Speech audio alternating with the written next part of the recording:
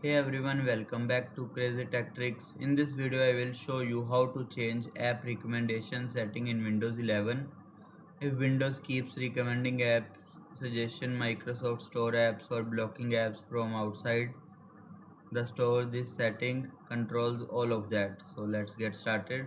So firstly, go to Start menu. Here you will type settings, or you can press Windows plus I to open settings. Now go to apps. Inside settings, click on now select advanced app settings. Now here you will change app recommendation settings.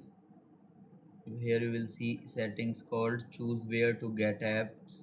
Here it is, choose where to get apps. Now click the drop down menu. You will see options like anywhere but let me know if there is a compatible app in Microsoft Store, anywhere but warn me before installing an app that's not from Microsoft Store, the Microsoft Store only recommended.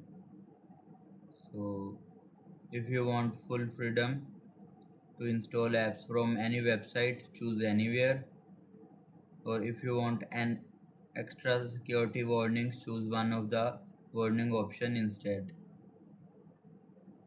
And that's it. I will choose anywhere.